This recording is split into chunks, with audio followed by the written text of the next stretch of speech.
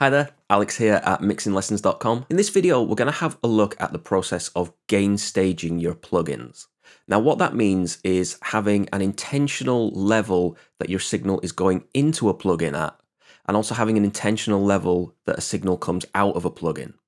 Now, this is actually a really important part of mixing, but it's something that's quite often overlooked. So in this video, we're going to look at how to do that and why that's beneficial. I want to help you get the very best results that you can in your home studio or your project studio. And so to help you on your way, I've got 3 free guides for you. I've got an EQ cheat sheet, a compression cheat sheet, and a vocal recording guide. And you can get all 3 by heading over to mixinglessons.com/free-downloads. Okay, so let's say you're mixing a session and you take one of your tracks and you add an EQ plugin to it. And to get this track to sound the way you want, you might boost a couple of frequencies.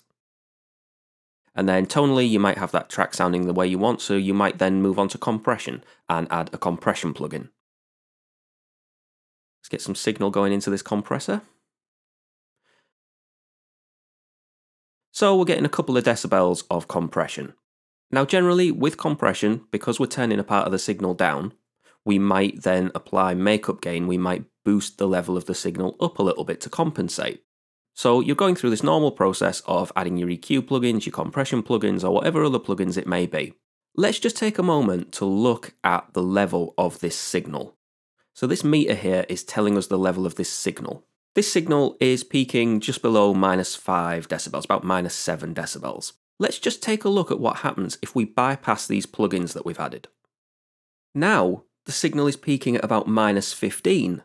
So what that tells us is that while we were adding these plugins, our signal has been creeping up in level. Now, why is that? Well, let's take a look at this EQ plugin. These 2 meters here show us what level the signal is coming into the plugin at and what level the signal is going out of the plugin at. And you can see here that the signal is coming out of the EQ plugin louder than it went in. Now the reason for that is we've applied a couple of boosts with our EQ. We've literally turned parts of the signal up. So this signal is now louder than it was when it first came into the plugin. With our compressor, we've turned part of the signal down, but then we've boosted the overall level back up to compensate. Now if you're not mindful of this, and you're not mindful of the level that signals are coming into and out of your plugins at, and you're adding multiple plugins on each channel, and this is happening across all of the tracks in your mix, eventually what can happen is we can be sending too much signal to the master fader, and we end up with a master fader that's clipping. And in fact, I could probably clip the master fader just from this plugin. So as you can see, if I really just crank up the output of that compressor, I can send so much signal out of that compressor that it clips our master fader. So what you need to do is you need to be intentional about what level signals are coming into plugins at and what level they're leaving plugins at.